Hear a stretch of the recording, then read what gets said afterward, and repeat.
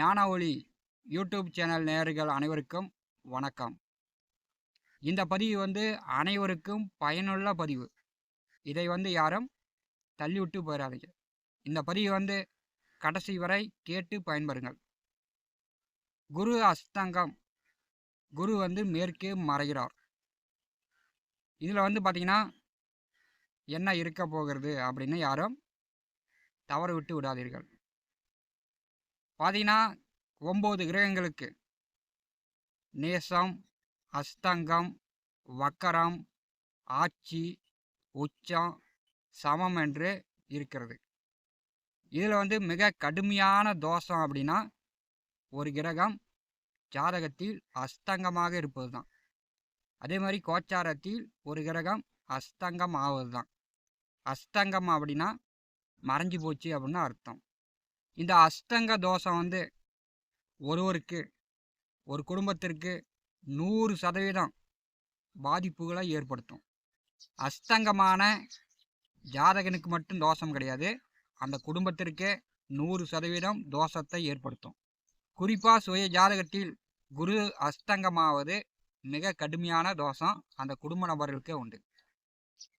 குரு அப்படின்னா பணம், குழந்தைகள், நல்ல புத்தி, ஆசான், நல் வழிகாட்டக்கூடிய பெரியோர்கள், ஆசிரியர்கள், தங்கம், அரசியல் பதவி, புகழ், கௌரவத்தை ஏற்படுத்துவது. குருபகவான் அஸ்தங்கமான அந்த ஜாதகனுக்கு இது எல்லாமே கிடைக்காமல் போயிடும். இந்த வருஷம் 10/7/2026 அன்று குருபகவான் அஸ்தங்கமாகி 9/8/2026 வரை ஒரு 30 நாட்கள் குருபகவான் அஸ்தங்க நிலையில் செல்வார். மிதுனம் ராசி அன்பர்களுக்கு குருபகவான் மேற்கே மறைகிறார். குரு அஸ்தங்க பலன் காணலாம். மிதுன ராசி அன்பர்களுக்கு தனம், வாக்கு, குடும்பஸ்தானத்திலே குருபகவான் உச்சம் பெற்று ஆனி மாதம் 26 வரை மிக சிறப்பாக சஞ்சாரம் செய்கிறார். மிதுன ராசி அன்பர்கள் பார்த்தீங்கன்னா பெரும்பாலும் இந்த மாதத்தில் பெரும்பாலானவர்களுக்கு ஆணுக்கும் சரி பெண்ணுக்கும் சரி திருமணம் நடந்து முடிந்துவிட்டது. ஆனி மாதம் 26 வரை உங்களுக்கு குருபலன் மிக சிறப்பாக இருக்கிறது. திருமண வயதில் உள்ளவர்கள், வரன் பார்த்து கொண்டிருப்பவர்கள் முயற்சி செஞ்சிங்கன்னா உடனே வரன் செட் ஆகும். திடுதிப்புன்னு ஒரே நாளில் கூட உங்களுக்கு கல்யாணம் நடந்து முடிந்து விடும். அதே மாதிரி வேலைக்கு முயற்சி செய்யக்கூடியவர்கள், படிப்புக்கு உயர்கல்விக்கு முயற்சி செய்யக்கூடியவர்கள் ஆனி மாதம் 26க்குள் நீங்கள் முயற்சி செஞ்சிங்கன்னா அதெல்லாம் உங்களுக்கு வெற்றியை தரும். புதிதாக தொழில் தொடங்கக்கூடியவர்கள், புதிதாக வேலைக்கு போய் ஜாயின் பண்ணக்கூடியவர்கள் ஆனி மாதம் 26க்குள் நீங்கள் இதெல்லாம் செய்து முடித்து கொள்ள வேண்டும். ஆனி மாதம் 26 முதல் அடுத்த 30 நாட்கள் குருபகவான் அஸ்தங்கமாகி மேற்கே மறைந்து செல்வார். மிதுன ராசி அன்பர்களுக்கு, மிதுன ராசிக்கும் சரி மிதுன லக்னத்துக்கும் சரி குரு சூரியன் உங்கள் ஜாதகத்தில் 12 ராசி கட்டங்களில் எந்த கட்டத்தில் இந்த குரு சூரியன் இணைந்து இருந்தாலும் அது உங்களுக்கு கடுமையான தோஷம்.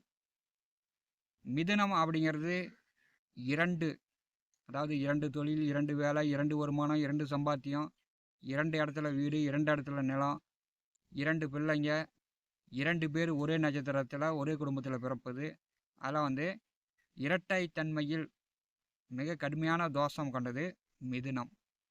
மிதுன ராசியில் பிறந்தவர்களுக்கு இப்போ பார்த்தீங்கன்னா குருபகவான் மேற்கே அஸ்தங்கம் ஆகும்போது தம்பதியர்கள் இப்போ இந்த மாதம் திருமணம் ஆனவர்களாக இருந்தாலும் சரி, கடந்த வருடம் திருமணம் ஆனவர்களாக இருந்தாலும் சரி, தம்பதியர்கள் இந்த குரு அஸ்தங்க காலகட்டத்தில் தாம்பத்தியம் வைத்து கொள்ளக்கூடாது.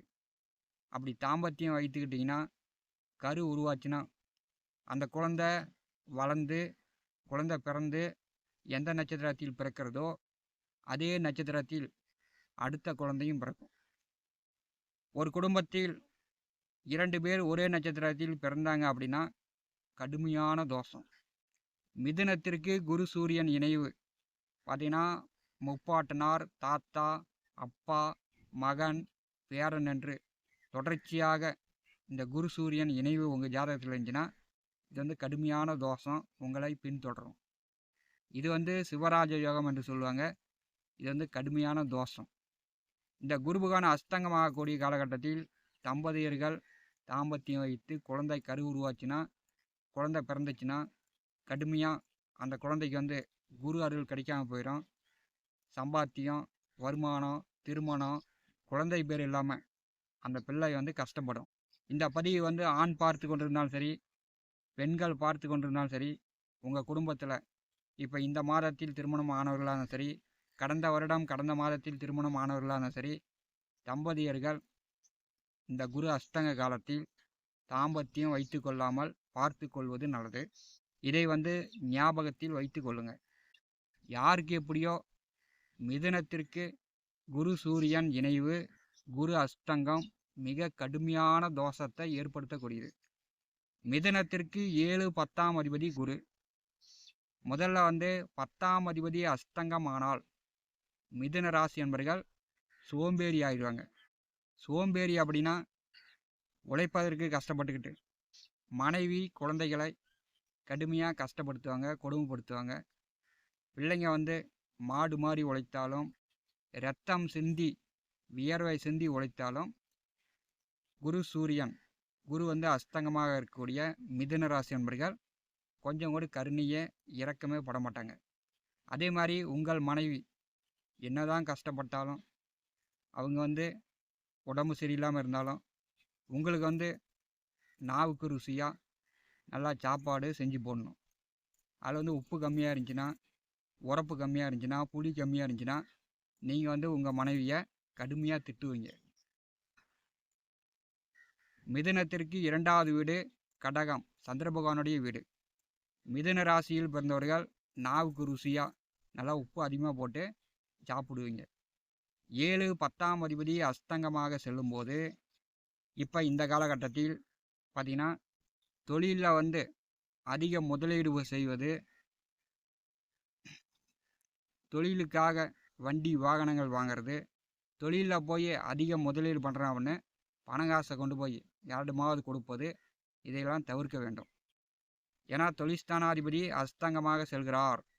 நீங்கள் என்னதான் 3, 4 டிகிரி படித்து அறிவாளியாக புத்திசாலியாக இருந்தாலும் மிதுன ராசி என்பதற்கு தொழில் ஜீவன கர்மஸ்தானாதிபதி அஸ்தங்க நிலையில் செல்லும்போது உங்கள் அறிவை மழுங்கடிக்கும்.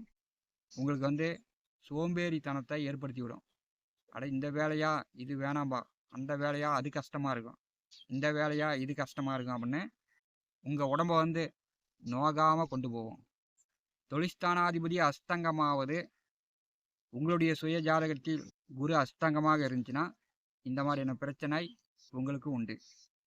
7ஆம் அதிபதி 2வது வீட்டிலே அஸ்தங்க நிலையில் செல்லும்போது பார்த்தீங்கன்னா உங்கள் வாழ்க்கை துணைக்கு அடிக்கடி உடம்பு சரியில்லாமல் போகும். சளி, காய்ச்சல், இருமல் இந்த மாதிரியான சிறு சிறு வியாதிகள் வந்து அடுத்த 30 நாட்கள் தாம்பத்தியத்தில் ஈடுபடாத அமைப்பு ஏற்படுத்தி விடும். இதுவும் ஒரு நல்ல அமைப்பு தான். 7ஆம் அதிபதி அஸ்தங்கமாக செல்லும்போது நண்பர்கள், உறவினர்கள், கூட்டாளிகளிடம் மிதுன ராசி நண்பர்கள் அடுத்த 30 நாட்கள் உங்கள் பழக்க வழக்கங்களில் கவனமாக இருக்க வேண்டும். ஏன்னா மிதுனத்திற்கு வந்து அப்பனுக்கும் பிள்ளைக்கும் ஆகாது. மிதுனத்தில் பிறந்த ஆணாக இருந்தாலும் சரி, அல்லது உங்களுக்கு பிறக்கக்கூடிய ஆண் குழந்தையாக இருந்தாலும் சரி, மிதுன ராசிக்கு அப்பாவுக்கும் பிள்ளைக்கும் ஆகாது. இதை வந்து உங்களுடைய வாழ்நாளில் நீங்கள் பார்த்து தெரிந்து கொள்ளலாம். எதையுமே வந்து அனுபவத்தில் பார்த்தா தான் புரியும். மிதுனத்திற்கு குரு பகவான் அஸ்தங்கமாவது, சூரியன் குரு ஒரு ராசியில் சேர்ந்திருப்பது மிக கடுமையான தோஷம். 2 குழந்தைங்க ஒரே நட்சத்திரத்தில் பிறக்கும். 2 குழந்தைகள் ஒரே நட்சத்திரத்தில் பிறந்துச்சுன்னா அந்த குடும்பம் வம்சம் வாரிசு இல்லாமல் அழிவதை எத்தனையோ குடும்பங்களை பார்த்துருக்கிறேன். அதுக்கு தான் வந்து இந்த பதிவில் வந்து முன்னாடியிலேயே தலைப்பிலேயே போட்டாச்சு, தம்பதியர்கள் தாம்பத்தியம் வச்சிக்காதீங்க அப்படின்னு. இதை வந்து நீங்கள் கவனத்தில் கொள்ள வேண்டும். அடுத்த 30 நாட்கள் எது எப்படியோ இது இப்படி தான் இருக்கும். 7ஆம் அதிபதி அஸ்தங்கமாக செல்லும்போது உங்கள் மனைவிக்கோ உங்கள் கணவருக்கோ அடிக்கடி உடம்பு சரியில்லாமல் போகும். உங்களுக்கு 2வது குழந்தை இருந்துச்சுன்னா 2வது பிள்ளைக்கு படிப்பு சார்ந்த பிரச்சனைகள் இந்த காலகட்டத்தில் வரும். 2வது குழந்தைக்கு தொல்லைகள் இந்த காலகட்டத்தில் ஏற்படும். 2வது குழந்தை படிச்சுக்கிட்டு இருந்துச்சுன்னா 2வது பிள்ளைக்கு படிப்புக்கு நீங்கள் அந்த குழந்தை வந்து நல்லா படிக்குதா அப்படின்னு நீங்கள் பார்த்துக்கணும். விளையாட்டுத்தனமாக பொழுதுபோக்காக இருந்துச்சுன்னா படிப்பு வந்து கெட்டு போயிடும். ஞான ஒளி யூடியூப் சேனலை பார்த்து கொண்டிருக்கக்கூடிய அன்பர்கள், இதுவரை நம்முடைய சேனலை சப்ஸ்கிரைப் செய்யாத அன்பர்கள் மறக்காமல் நம்முடைய சேனலை சப்ஸ்கிரைப் செய்து கூடவே இருக்கின்ற ஆல் பட்டன் அழுத்திங்க. தினந்தோறும் நம்முடைய சேனலில் ஜோதிட பலன்கள் பதிவிடப்படும். உடனுக்குடன் பார்த்து பயன்பெறுங்கள். நன்றி, வணக்கம்.